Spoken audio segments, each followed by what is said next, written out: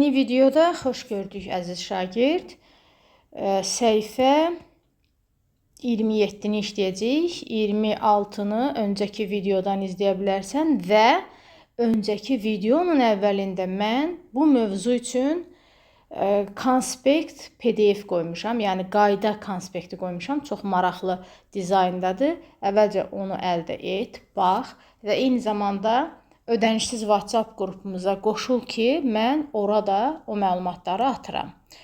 Və həmçinin həmişə təkrar edirəm ki, 100.000 olmağıma kömək üçün kanalıma mütləq abunə ol, sən də dəstək olmuş olarsan. Başlayaq misallarımıza. 4-cü misalımızda nə deyir? Deyir, əvvəlcə hasilin işarəsini müəyyən elə, sonra vurma əməlini yerinə yetir. Deməli, əziz şagird, biz öncəki videoda baxdıq ki, daha doğrusu qayda təyin elədik ki, mənfilərin sayı cüt saydadırsa, cavab müsbət olacaq. Mənfilərin sayı tək saydadırsa, cavab mənfi olacaq. Gəl onda baxaq.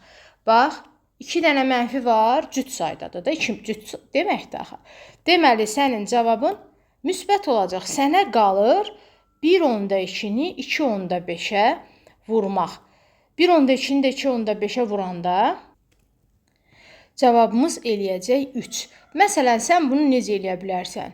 Bax, 1/2-ni 10/12 kimi yazarsan, bunu isə 10/25 kimi yazarsan, düzdür? Və bunu müxtəlif cür eləyə bilərsən. İxtisarda eləyə bilərsən də, yaxud da yuxarını vuranda 300 eləyəcək, aşağını vuranda 100 eləyəcək. Yenə də cavab 3-ə gəlib çıxacaq.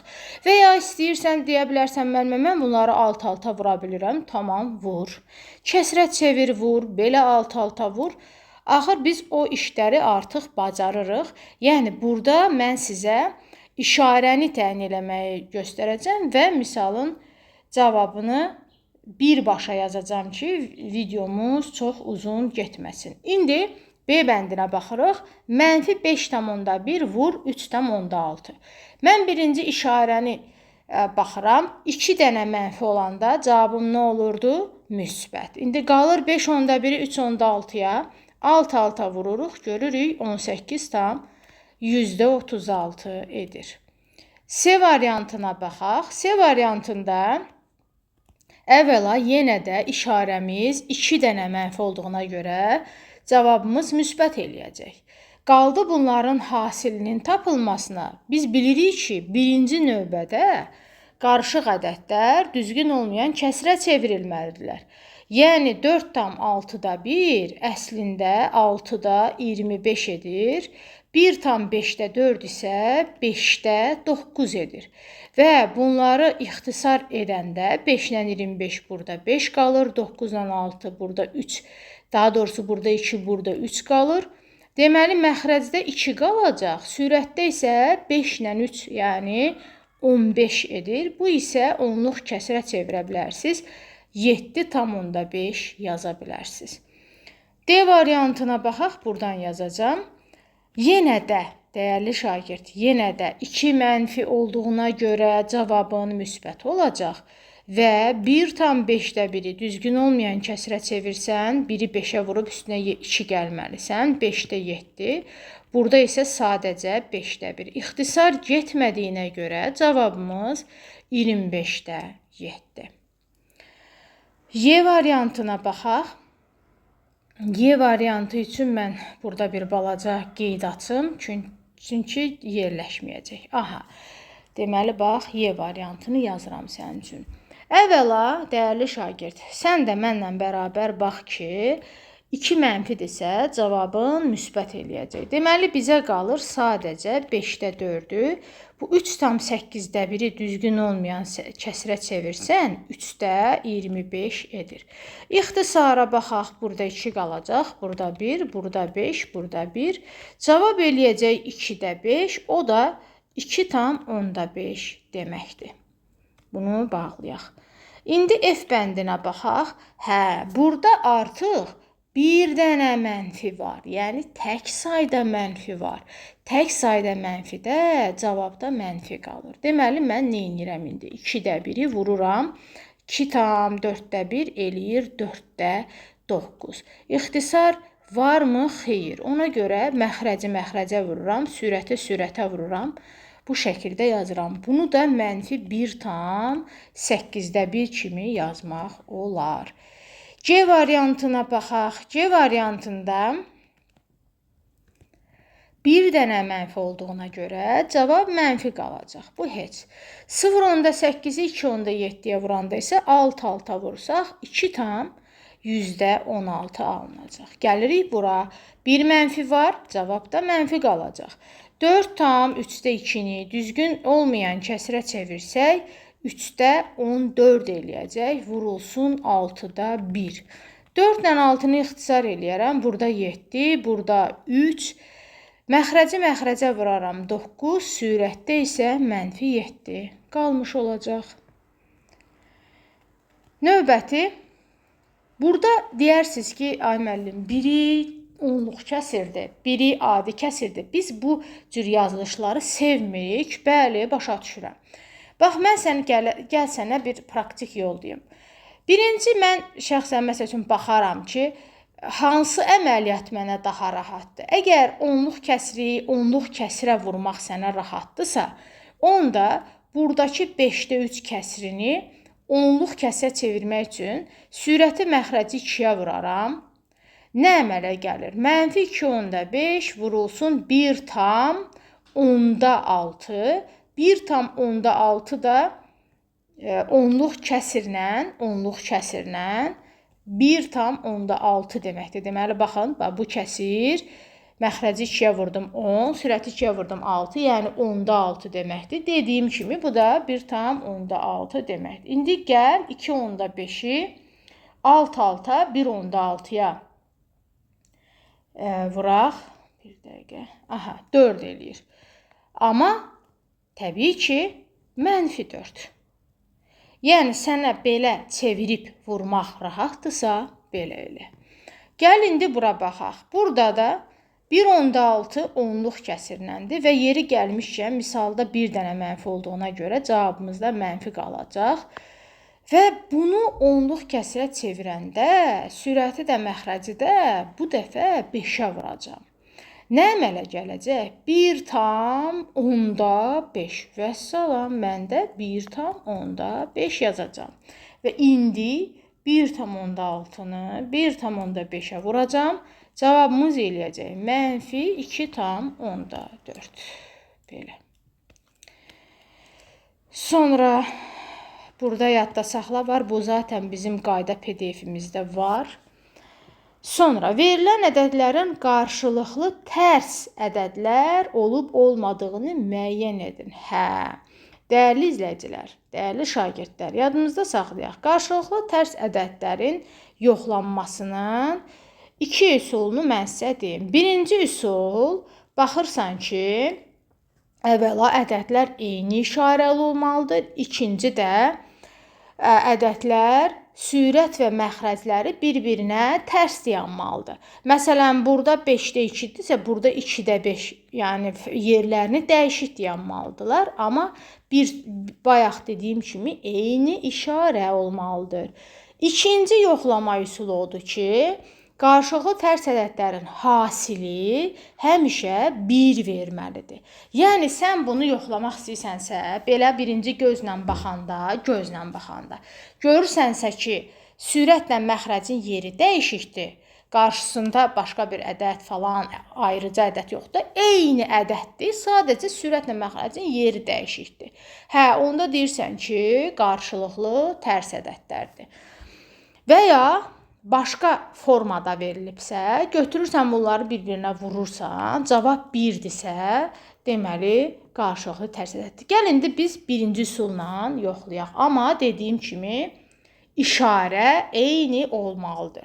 Birincidən mən zaten görürəm ki, qarşılıqlı ədəd deyil. Bax, deyil. Niyə, ay müəllim? Axı, sürətlə məxrəcin yeri dəyişikdir. Ay gözəl şagirdim, bəs mən bayaq dedim ki, işarə eyni olmalıdır.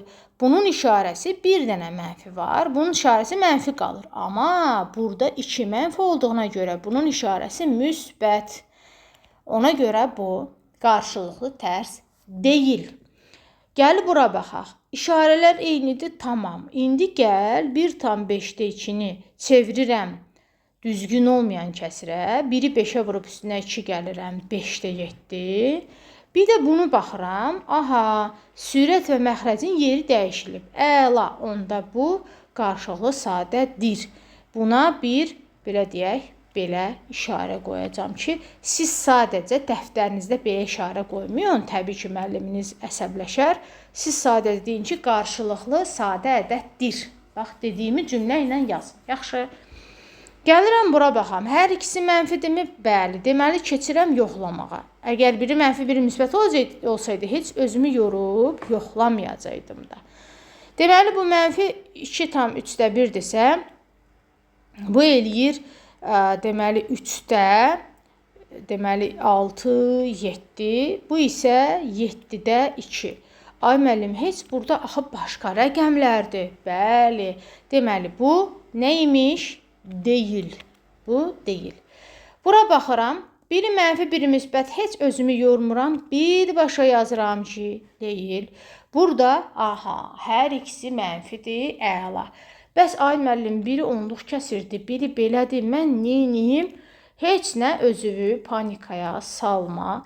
Gəl 1/8-i kəsirə çevirək. Bax, bunun üçün sən bunu rahatlıqla 10/18 yaza bilərsən. Sonra da ixtisar eləyə bilərsən, qalar 5/9.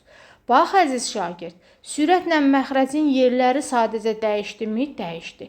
İşarələr eynidirmi? Eynidir. Deməli, bunu qarşılıqlı tərs ədəd kimi götürürükmü? Bəli, götürürük. Və vurmanın xassələri, vurmanın yer dəyişmə xassəsi var. Bilirik ki, vuruqların yerini dəyişəndə hasil dəyişmir. Vurmanın qruplaşdırma xassəsi. Bu, uşaqlar, misalları praktik həll eləməyin böyük rolu var. Vurmanın qruplaşdırırsan, neyiniz? Bax, məsələn, gəl götürək bu misalı. Burada 1 var, sən 1/4-ü 1-ci 0/5-ə vurasan, sonra 6-ya vurasan. Amma ürəyin istəyən kimi sən bunları qruplaşdıra bilərsən. Necə? Sən deyərsən ki, mən 1-ci 0/5 ilə 6-nı vurmaq istəyirəm. Alınan cavabı sonra gətirib bura vurmaq istəyirəm. Əla. Və ya başqa bir şagird deyər ki, yox, mənə rahatdır 1-ci bu ikisini vurum. Sonra cavabı 6-ya vurum. Bax, görürsən, burada bunu hansıları ki, 1-ci vurmaq istəyirsən, onları burada mötərizə daxilində bu şəkildə qruplaşdırıblar. O deməkdir, sadəcə böyük bir şey deyil. Və paylama xassəsi. Paylama xassəsi mötərizənin içərisində ya çıxma olur, ya üstəgəlmə olur və xaricində də vurma olur. Vurma olur. Bölmənin də paylama xassəsi var. O heç indi biz vurmanın paylama xassəsinə danışacağıq. Deməli, sən bu vurma xassəsini, paylama xassəsini necə istifadə edə bilərsən, əziz şagird? Bu çöldəki vurulan var, onu içərdəkilərin hər birinə ayrı-ayrılıqda vurasın. Heç nə. Bax, S-ni bir dəfə A-ya vurassan, görürsənmi? A vur S yazıblar. S-ni bir dəfə B-yə vurassan, B vur S yazıblar. Vəssalam. Gəl indi misallarımıza qaydaq. Qayda izahatı ilə bəsdir. 6-cı misalda nə deyir? Deyir, vurmanın xassələrindən istifadə etməklə qiyməti əlverişli üsulla hesabla. Yaxşı. Deməli, biz burada vurmanın görək hansı xassəsini istifadə eləsək bizə rahat olar.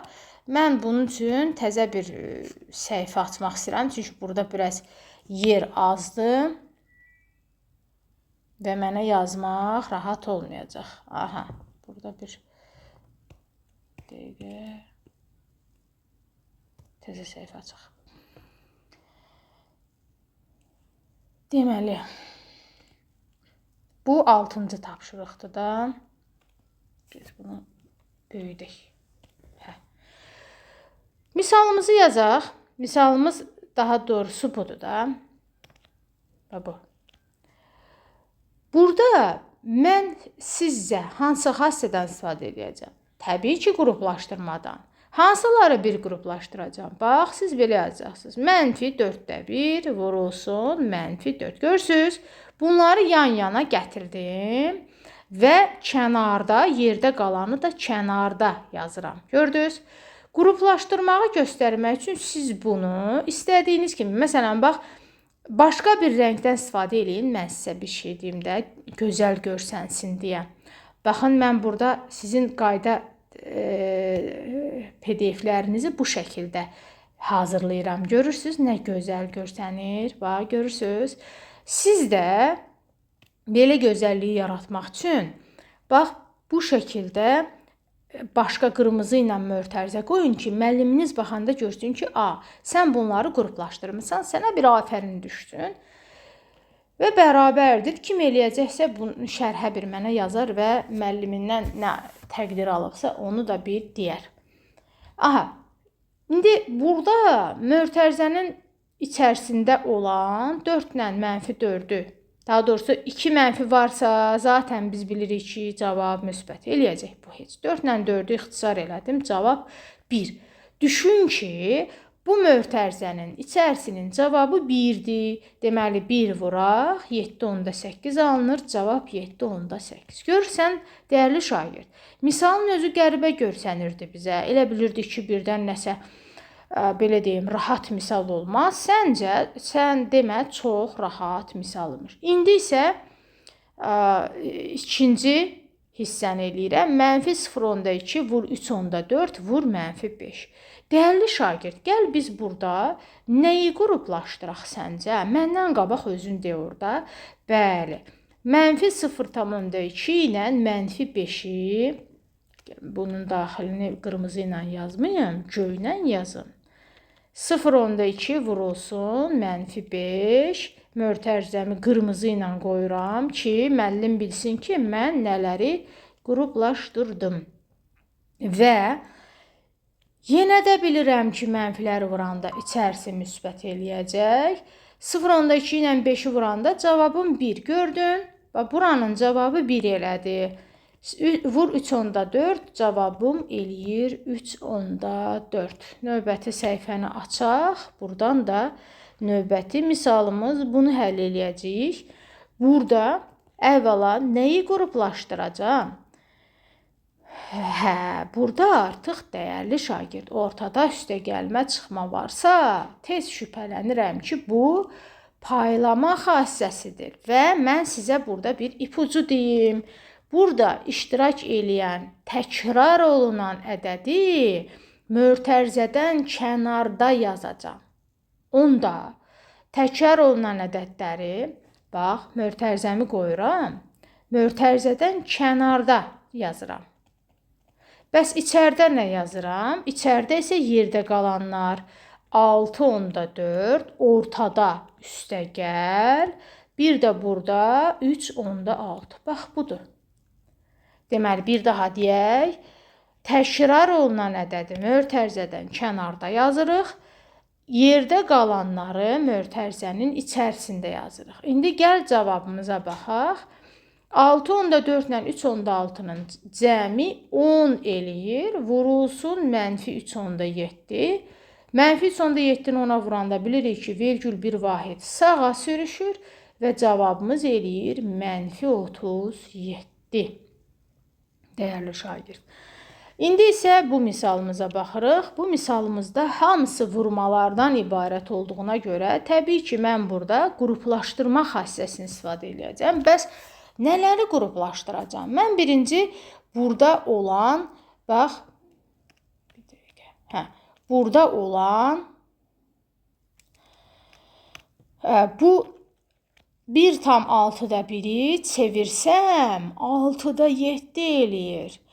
Təbii ki, mən 6-da 7 ilə 7-də 6-nı burada bir qruplaşdırıram. İndi niyəsini sənə deyəcəm. Əslində bir çox şagird yəqin ki, niyəsini bildi. Bilənlər tez bir dənə şərhə yazın. Hələ mən deyənə kimi. Və dedik ki, kənarda yerdə qalan o birisi ədədi yazırıq. Yəni -9-da 5-i yazırıq. Bərabərdir. Niyə mən bunları qruplaşdırdım? Dəyərli şagird, görürsən, bunlar qarşılıqlı tərs ədədlərdir. Bəli. Və işarələr də eynidirmi? Bəli. Demişdim ki, qarşılıqlı tərs ədədlərin hasili 1-ə bərabərdir. Deməli, bu mötərizənin daxili 1-dir. 1 vurulsun -9/5. Cavabımız elə -9/5 edir. Yəni, vurmanın xassələrini düzgün istifadə edirsinizsə, misal sizə rahat gələcək. Hə, müəllim, buradakı misalı mən bildim. Ortada üstə gəlmə çıxma var deyən, siz paylama xassəsindən istifadə edəcəksiniz. Tamamilə doğrudur. Tamamilə doğrudur. Deməli, mötərizəmi açıram. Mötərizədən kənar dedim ki, təkrar olunan ədədi yazacağam. Hansıdır təkrar olunan ədəd? 9/5 deyil? Bəli. Deməli, kənara 9/5 yazıram. İçəridə nələr qaldı? -13/11, ortadakı bu üstə gəl, bir də -13/2 qaldı. İndi gəl baxaq. Mənfi ədədlərin toplanması, çıxılmasını öncəki videolarda hamısını bir-bir eləmişik, öyrənmişik yəqin ki. Onda bilirik ki, -13/1 ilə -13/2-ni toplayanda -13/13 eləyir. Vurulsun 9/5. -13/13 də sürət və məxrəci bərabər olan kəsir, yəni vahid kəsirdir. Deməli, bunun da cavabı -1 elədi. Əla. Cavabımız -9/5. Növbəti səhifəni açaq, misallar qarışmasın. İndi isə bu misalı həll edirik. Burada hamısı vurmadırsa, müəllim, yəqin ki, vurmanın qruplaşdırmasından istifadə edəcəksən. Bəli, indi gəl baxaq ki, nələri qruplaşdıraq. Mən bilirəm, nələri 0,4 ilə -25-i bir qruplaşdırsaz daha yaxşı olar, əla görmüsən. Və sonra yerdə qalan -4,1-i də ayrıca vurarıq, əla deyirsən. İndi gəl bu 0,4-ü 25-ə vuraq alt-alta. Görəcəyik ki, cavabımız -1 elədi. Niyə -1 müəllim? Çünki axı bir dənə mənfi var. Bayaq dedik axı, misalda tək sayda mənfi varsa, hasil mənfi verir. Vurulsun -4/1. Hə, indi cüt sayda mənfi var. Deməli, cavabımız müsbətdirmi? Əlasan. Cavabımız nə olur? 4,1. Gəldik, çıxdıq digər çalışmaya. Deməli, -1,25. Aha, burada yenə qruplaşdıracağıq. Bəli, yenə qruplaşdıracağıq. Nələri qruplaşdıraq? -1,25 ilə -0,8-i qruplaşdıraq və ayrıca -3,7-ni də kənarda yazaq. Bunu alt-alta vursaq, cavabımız eləyəcək 1 özdə müsbət, çünki 2 mənfi var. Və vurulsun 3,7-dirsə, cavabımız -3,7. Hə, burada isə bildim, vurmanın paylamasından istifadə edəcəyik, çünki ortada çıxma var, əla. Gəl indi istifadə eləyək. Birinci mötərizəni yazıram. Mötərizə, əslində sən yazıb sonra da yaza bilərsən. İndi mənə belə rahatdır ona görə də. Və burada təkrar olunan ədəd -1,2/1-dir. Düzdür? Bunu kənarda yazıram. İçəridə nələr qaldı? 4/1 çıxılsın, 8,4/1 qaldı. Düzdür? Yaxşı. İndi dəyərli şagird, mötərizənin içərisini hesablasan, 4/1-dən 8,4/1 çıxanda nə qalır? Ay müəllim, 4/1-ləri çıxacaq, qalacaq 8 amma -8. Bəli, əlasan. Çünki böyüyün işarəsi qalmalıdır. Və vurulsun. Bunu da düzgün olmayan kəsirə çevirsək, -2/3 eləyir. İndi ixtisar eləyərəm. Birinci mənfilər qədər cavabım müsbət olacaq. 8 ilə 2-ni ixtisar edəcəm 4. 4 vur 3. Cavab 12. İndi hələlik bunu bağlayaq. Lazım olar yenə açarıq. Hə, gəldik 7-ci çalışmaya. Bu arada yəqin ki, abunə oldun. İnşallah ki, bu qədər danışırıq səninlə. Like da eləmisən, şərh də yazmısan, inanıram. Çünki bilirsən ki, mənim kanalıma bu böyük bir köməkdir. Çünki istəyirəm kanalım 100.000 olsun. Ona görə videonu paylaş ki, dostların da abunə olsun və tezliklə 100.000-ə çataq. 7-ci tapşırıqda nə deyir? Sadələşdirin və dəyişənin verilmiş qiymətində ifadənin qiymətini tapın. Aha. Deyir, birinci sadələşdir. Bax, bu önəmlidir. Yəni, birinci deyir, A-nı aparıb yerinə yazma. Birinci sadələşdir, onu demək istəyir ki, onda bizə. Burada, məsələn, qruplaşdırma xassəsini istifadə edərək 1/4-ü 1/5-ə də vura bilərsən də. Amma, gəlin mən sizə bunu birinci belə deyəcəm. Baxın, mən birinci A-nın qiymətini yerinə qoymamış mötərizədə -1/4 vurulsun 1/5 yazacam. Sonra çöldə A-nı yazacam da A-nın qiymətini bilirəm deyən birbaşa 7-də 2 kimi yazacam. İndi mənə qalır. Bu 1/4-ü gəlin.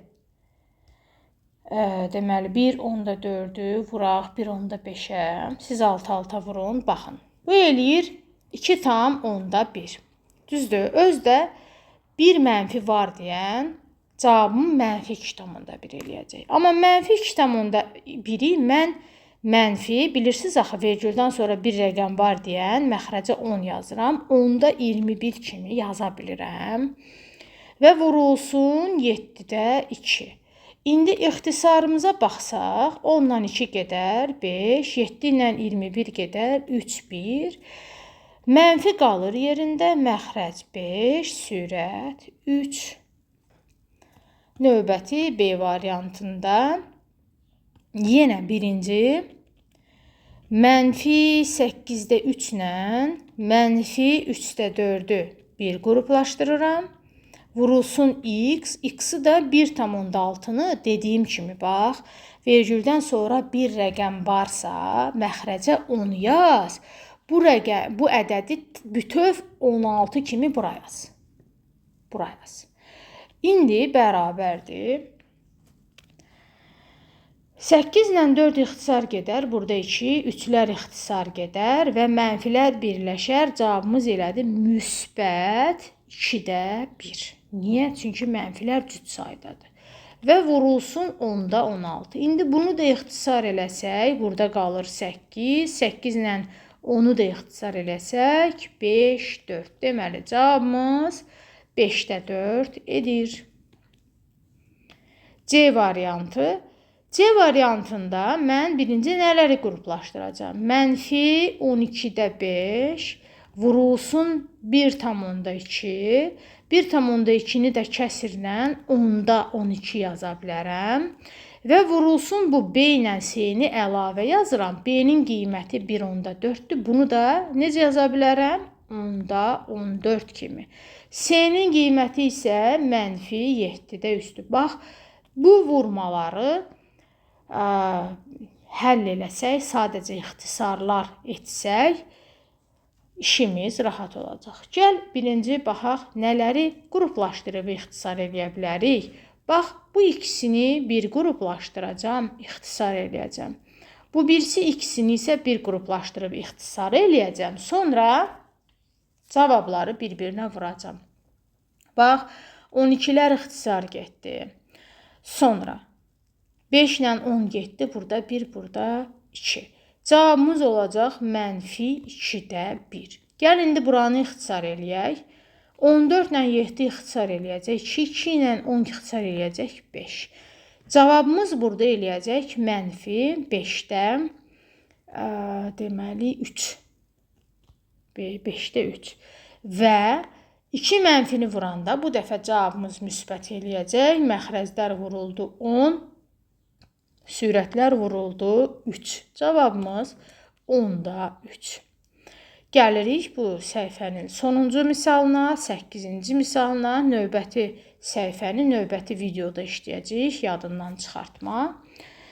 8-ci çalışmada nə deyir mənə? Vurğular sıfırdan fərqli olduqda fikirlərin doğru və ya yanlış olduğunu əsaslandır. Mənfi vurğuların sayı tək olarsa hasil mənfi ədəddir. Deyirsən ki, bir nümunəyə baxaq, deyir, axı əsaslandır. Bax, mənfi, deyirsən ki, bir nümunəyə baxaq, mənfi 2 vurulsun mənfi 3 və vurulsun mənfi, tutaq ki, 1. Deyirsən ki, gəl bunu qruplaşdırma ilə həll eləyək. Birinci qruplaşdırıram, deməli 2 ilə, mənfi 2 ilə, mənfi 3-ü və vururam mənfi 1-ə. Sonra əsaslandırmaq üçün deyirsən, axı mənfi 2 ilə mənfi 3 vuranda, deməli, müsbət verir və amma sonra deyirsən ki, təzədən mənfi ədədlə müsbət ədədi vuranda yenidən cavab mənfi eləyir. Deməli, bax, burada müsbət 6 elədi axı, amma müsbət 6-nı təzədən mənfi 1-ə vuranda cavabımız mənfi 6 eləyir. Əsaslandıranda deyirsən ki, tək sayda mənfini qruplaşdıranda sonda bir mənfi mütləq qalır, ona görə də cavabımız mənfi eləyir. Əgər mənfilərin sayı cüt sayda olarsa, onları cüt-cüt qruplaşdırmaq olar və hər cüt mənfinin hasili müsbət elədiyinə görə sonda mənfi qalmır, ona görə də cavabımız müsbət edir. Siz sadəcə bu dediklərimi cümlə şəklində dəftərinizə yazın.